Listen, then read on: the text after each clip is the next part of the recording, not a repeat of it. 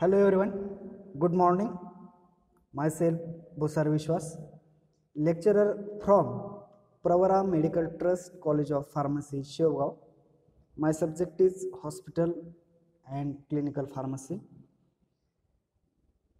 So, previous lecture we have completed the chapter that is hospital formulary system, and today we are going to discuss or going to start new topic, that is hospital instruments and health accessories. विद्यार्थी मित्रांनो, मागील लेक्चरमध्ये आपण hospital फॉर्म्युलरी हा जो chapter आहे तो study केलेला होता आणि आजच्या या चॅप्टरमध्ये आपण नवीन जो चॅप्टर आहे हॉस्पिटल इन्स्ट्रुमेंट्स आणि हेल्थ ॲक्सेसरीज जो चॅप्टर आहे नवीन चॅप्टर, त्या चॅप्टरला सुरुवात करणार आहोत. मग त्या चॅप्टरमध्ये काय आहे तर no surgeon can be successful without the use of surgical instrument. However, the expansion of modern technology has provided us with alternatives to the basic instruments. The diagnostic tools are more important to the surgeon as his surgical instruments. Accurate diagnostic is essential for an appropriate and effective treatment. Without the use of fiber light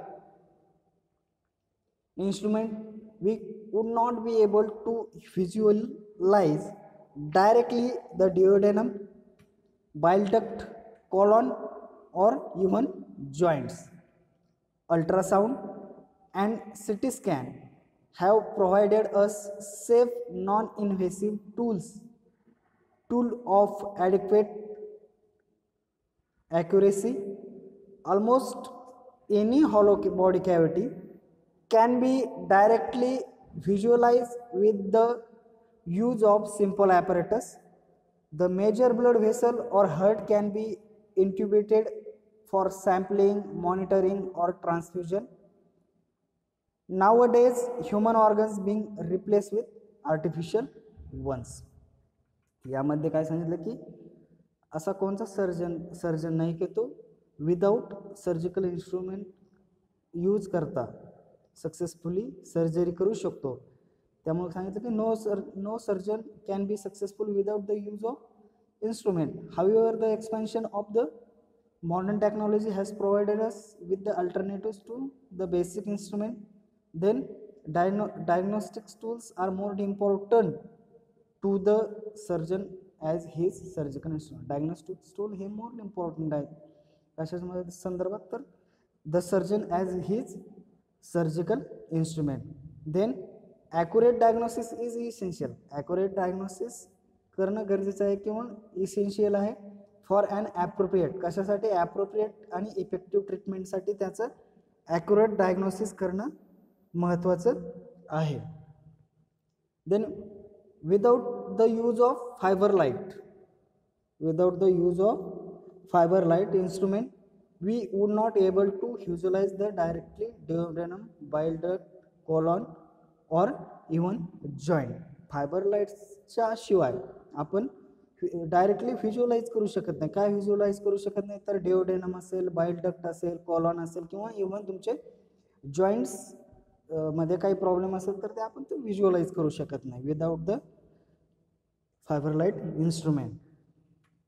Then ultrasound and CT scan have provided us to safe, non-invasive tools of adequate accuracy. Almost any hollow body cavity can be directly visualized with the use of simple apparatus.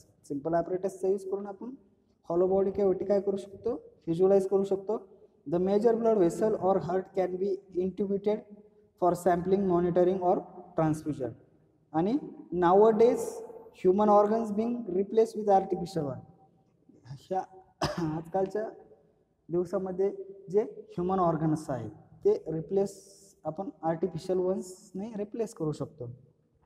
Then next one आहे classification of hospital instruments.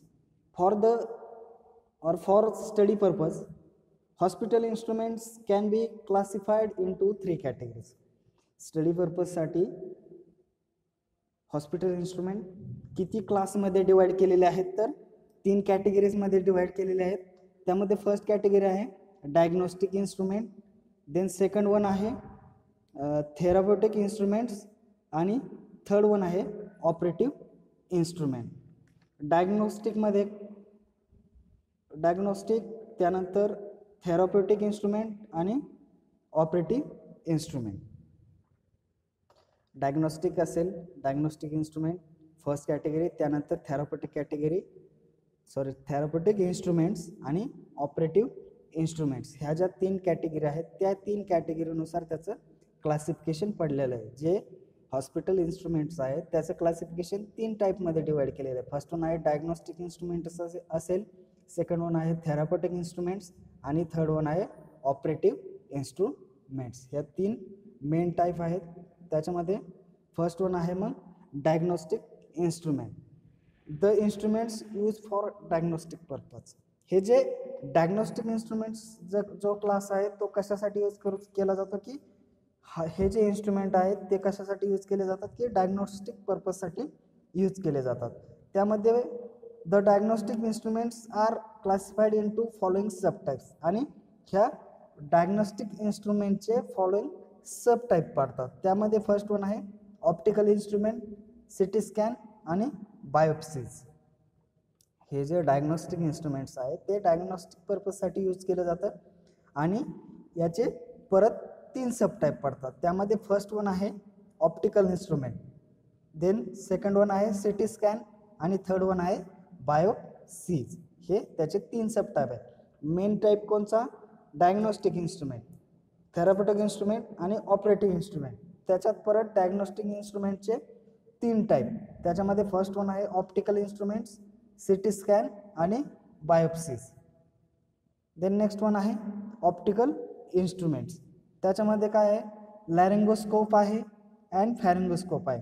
Optical इन्स्ट्रुमेंटमध्ये काय आहे लॅरिंगोस्कोप and फॅरिंगोस्कोप, then bronchoscope, त्यानंतर mediastinoscope, gastrointestinal endoscopy. In that gastrointestinal endoscopy oesophagoscope, choledochoscope, laparoscope, arthroscope and urological endoscopy. Optical इन्स्ट्रुमेंटमध्ये हे 8 आहेत. त्याच्यामध्ये लॅरिंगोस्कोप असेल आणि फॅरिंगोस्कोप असेल, देन ब्रॉन्कोस्कोप असेल, मीडिया स्टिनोस्कोप असेल, गॅस्ट्रोइंटेस्टिनल एंडोस्कोपी असेल, इसोफॅगोस्कोप असेल, कोलेडोस्कोप असेल, लॅप्रोस्कोप असेल, ॲथ्रोस्कोप आणि यूरोलॉजिकल एंडोस्कोपी हे येतात under the optical instrument. Then next one first study करूया आपण त्यामधील laryngoscope and pharyngoscope. In that laryngoscope and pharyngoscope, these are instruments designed for direct examination of larynx. हे जे इन्स्ट्रुमेंट आहे हे कशा पद्धतीने डिझाईन केलेलं आहे की ते त्याच्याद्वारे आपण डायरेक्ट काय करू शकतो एक्झामाइन करू शकतो. लॅरिंग्स जे आहे आपलं ते लॅरिंग्स आपण डायरेक्ट एक्झामाइन करू शकतो. It is almost or it is most commonly use in anaesthetists for intubation. Intubation मध्ये त्याचा यूज केला जातो. हे जे लॅरिंगोस्कोप आणि फॅरिंगोस्कोप आहे ते कशा पद्धतीने डिझाईन केलेलं आहे की त्याचा यूज करून आपण काय करू शकतो की लॅरिंग्स एक्झामाइन करू शकतो. Then it is most commonly use by anaesthetists for intubation. Anaesthetists for intubation मध्ये त्याचा यूज केला जातो. देन नेक्स्ट वन आहे bronchoscope. It is use for direct visualisation of the trachea and bronchi tree. कशासाठी use केला जातो की trachea आणि जे ब्रॉन्काय ट्री आहे त्याचं डायरेक्ट व्हिज्युअलायझेशन करण्यासाठी किंवा it is use for the direct visualization. Direct visualization कशाचं ट्रॅकिया आणि ब्रॉन्काय ट्रीचं जे डायरेक्ट व्हिज्युअलायझेशन करण्यासाठी त्याचा यूज केला जातो, जो ब्रॉन्कोस्कोप आहे. त्या नावातच आहे ब्रॉन्कोस्कोप. ब्रॉन्कोस्कोप कशासाठी यूज केला जातो की it is use for the direct visualisation of the trachea and bronchi tree. It is use for diagnostic as well as therapeutic purpose. हे डायग्नोस्टिक पर्पजसाठी यूज केलं जातं, त्याचप्रमाणे ॲज वेल ॲज ते थेरापॉटिक पर्पजसाठी सुद्धा यूज केलं जातं. It is use for diagnostic as well as therapeutic purpose. Firstly हे कशासाठी यूज केलं जातं की जे डायरेक्ट व्हिज्युअलायझेशन करण्यासाठी यूज केलं जातं. कशाचं? कुठल्या पार्टचं? जे ट्रॅकिया असेल किंवा ब्रॉन्काय ट्री असेल त्याचं डायरेक्ट व्हिज्युअलायझेशन करण्यासाठी ब्रॉन्कोस्कोप यूज केला जातो. आणि त्याचा यूज कशासाठी आणखी केला जातो? त्याचं डायग्नोस्टिक पर्पजसाठी, त्याचप्रमाणे ॲज वेल ॲज थेरापॉटिक पर्पजसाठी त्याचा यूज केला जातो. Then mediastinoscope. Mediastinoscope, in that media stethoscope it is used for examination biopsy of superior mediastinal lymph nodes which frequently involves in bronchial carcinoma. कशासाठी use केला जातो? काही examination करण्यासाठी. जर जी biopsy of superior mediastinal lymph node जो आहे त्याचं एक्झामिनेशन करण्यासाठी मीडिया स्टेनोस्कोप यूज केला जातो. आणि which frequently involves in bronchial carcinoma. त्याच्यामध्ये काय कशामध्ये इन्व्हॉल्व असतात तर ब्रॉन्कियल कार्सिनोमामध्ये. देन नेक्स्ट वन आहे गॅस्ट्रोइंटेस्टिनल एंडोस्कोपी. गॅस्ट्रोइंटेस्टिनल एंडोस्कोपी नेक्स्ट पॉइंट आहे. त्याच्यामध्ये आहे मग इसोफॅगोस्कोप. गॅस्ट्रोइंटेस्टिनल एंडोस्कोपी त्याच्या अंतर्गत येतं oesophagoscope. It is use for the examination of oesophagus. जे इसोफॅगस आहे ते एक्झामिनेशन करण्यासाठी ते यूज केलं जातं. The rigid oesophagoscope of Negus और Chevalier Jackson pattern is hollow tube. ते कसं असतं? हॅलो ट्यूब असते, अबाउट 45 सेंटीमीटर लॉंग. त्याची लांबी किती असते? 45 सेंटीमीटर लांब असतं. आणि 16 to 20 mm इन डायमीटर. त्याची लांबी, त्या ट्यूबची लांबी जी हॉलो ट्यूब असते त्या ट्यूबची लांबी किती असते? 45 सेंटीमीटर असते. आणि त्याचा डायमीटर किती असतं? 16 ते 20 mm त्याचं डायमीटर असतं. The instrument is calibrated in centimetre from the distal end and on its anterior sides. त्याचं कॅलिब्रेटेड कशामध्ये केलेलं आहे तर ते सेंटीमीटरमध्ये from distal end and its anterior side. To facilitate the insertion the rigid handle at the right angle to long axis is provided. त्याचं insertion कसं केलं जातं की rigid handle at the right angle to its long axis is provided. The modern instrument use fiber optic ilium.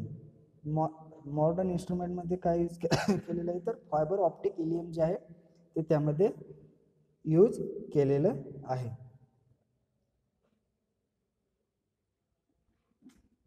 इल्युमिनेशन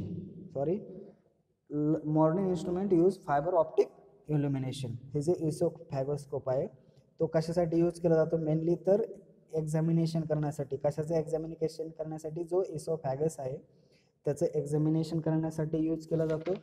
त्यानंतर जो ॲपरेटसचं नाव आहे Negus इसोफॅगोस्कोप. Rigid oesophagoscope of Negus और चॅव्हिलर और Jackson pattern is hollow tube. त्याची ट्यूब कशी असते? हॉलो ट्यूब असते. त्याची 45 सेंटीमीटर लांबी असते आणि रुंदी किती असते? त्याचं डायमीटर किती असतं तर 16 ते 20 mm त्याचं डायमीटर असतं. त्याच्यानंतर त्याचं कॅलिब्रेशन कसं केलेलं आहे? सेंटीमीटरमध्ये. आणि insertion rigid handle at the right angle to the its long axis. त्याचं काय केलेलं? Long axis is provided. Then modern instrument use fibre optic illumination. Diagram आहे त्याच्यामध्ये दाखवलं आहे Negus oesophagoscope. Then next one आहे कोलेडोस्कोप. नेक्स्ट आहे choledochoscope. Choledochoscopy is the technique of visualisation of the common and hepatic bile duct through choledochotomy. जी choledochoscopy जी technique आहे ती कशासाठी यूज केली जाते, तर व्हिज्युअलायझेशनसाठी यूज केली जाते. कशाच्या व्हिज्युअलायझेशनसाठी, तर कॉमनली हेपॅटिक बाईल डक्ट जे आहे ते व्हिज्युअलायझेशन करण्यासाठी यूज केली जाते. कशाच्या थ्रू यूज केली जाते, तर जी कोलेडोस्कोटॉमी आहे त्याच्या थ्रू यूज केली जाते. It improves diagnostic accuracy of the बाईल डक्ट एक्सप्लोरेशन. त्याच्यामध्ये काय इम्प्रूव्ह करते, ती जी डायग्नोस्टिक ॲक्युरेसी आहे बाईल डक्टची ती इम्प्रूव्ह केली जाते. The rigid choledochoscope is an L shape instrument with lightning viewing and irrigating system. हा जो कोलेडोस्कोप आहे तो मेनली कसा आहे, एल शेप आहे. त्याचा शेप कसा आहे, एल शेप इन्स्ट्रुमेंट आहे. त्याच्याबरोबर with the lightning viewing and irrigating system. Saline is use for the irrigation. Saline जे आहे ते यूज केलं जातं. कशासाठी यूज केलं जातं, इरिगेशनसाठी यूज केलं जातं. The instrument is sterilise in the ethylene oxide gas. Ethylene oxide गॅसच्या साहाय्याने आपण जो कोलेडोस्कोपचं जे इन्स्ट्रुमेंट आहे ते इथिलीन ऑक्साईड गॅसच्या साहाय्याने आपण स्टेरिलाइज करू शकतो किंवा त्याचं थोडक्यात निर्जंतुकीकरण त्या ठिकाणी करू शकतो. The standard choledochotomy incision allows the introduction of the instrument having 5 into 3 mm diameter. त्याचं डायमीटर किती असेल, 5 into 3. The instrument is first inserted towards the ampulla and then advance further under the direct vision until the sphincter of common bile ducts is seen. The instrument is then withdrawn, rotated by 180 degree and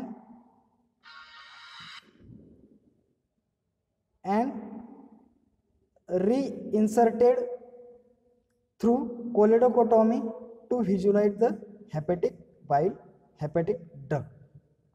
firstly काय केलं जातं की हे जे कोलेडोस्कोप आहे तो insert केला जातो towards the ampulla, then advance further under the direct vision until the sphincter of the common bile duct is seen. त्यानंतर काय केलं जातं, इन्स्ट्रुमेंट इज देन विड्रॉन. ते इन्स्ट्रुमेंट त्याच्यानंतर विड्रॉन केलं जातं आणि रोटेट केलं जातं. किती डिग्रीला, जो 180 डिग्रीचा अँगल आहे त्या अँगलला ते रोटेट केलं जातं आणि reinserted through the choledochotomy to कशासाठी, to visualize the hepatic ducts. त्याचं डायमीटर 5 into 3 mm डायमीटर आहे. त्याच्यानंतर त्याचं inserted towards the ampulla, then advance further direct vision with sphincter of common bile duct that is seen. Then the apparatus is withdrawn, then rotated by the 100 degree and reinserted through coledocotomy to visualize the hepatic ducts. Then laparoscope. Then क्या है, laparoscope. The laparoscopy is used mainly by the gynecologist for examination of pelvis and for therapeutic purpose such as tubal ligation. हे जे laparoscopy आहे, laparoscopy mainly कशासाठी use केलं तर gynaecologist use करतात. कशासाठी यूज करतात, तर एक्झामिनेशन ऑफ पेल्विसच्या एक्झामिनेशनसाठी यूज केलं जातं. अँड फॉर थेरापॉटिक पर्पजसाठी यूज केलं जातं. सच ॲज त्याच्यामध्ये मग ट्यूबल लिगेशन असेल, the laparoscopy set consist of an automatic gas insufflator. कसा बनलेला आहे, it is consist of an automatic gas insufflator, then Veress cannula, trocar and telescope with light source. कशा प्रकारे बनलेला आहे तो, तर त्याच्यामध्ये काय काय असेल, ॲटोमॅटिक गॅस इन्सुफ्लेटर असेल, त्याच्यानंतर व्हेरेज कॅन्युला असेल, त्याच्यानंतर ट्रॉचर असेल अँड टेलिस्कोप असेल विथ लाईट सोर्स त्याच्यामध्ये असेल. त्याच्या हे आहे लॅप्रोस्कोप. लॅप्रोस्कोपी कशा कोण यूज करतात mainly it is use in mainly gynaecologist for the examination of pelvis and for the therapeutic purposes such as tubal ligation. Then laparoscopy set is consist of the automatic gas insufflators, then varies cannula, trocher and telescope with the light source. Then next one आहे arthroscope. It is used for endoscopic examination of joint. हा जो arthroscope आहे तो जॉईंटच्या एक्झामिनेशनसाठी किंवा endoscopic एक्झामिनेशनसाठी use केला जातो. It has an advantage over the exploratory arthrotomy as its lower risk of the infection and morbidity. कशामध्ये arthrotomy as its lower risk of the infection and morbidity. The knee joints is most accessible for this type of examination. कोण accessible most तर knee joint जे आहे ते most accessible आहे this type of एक्झामिनेशनसाठी.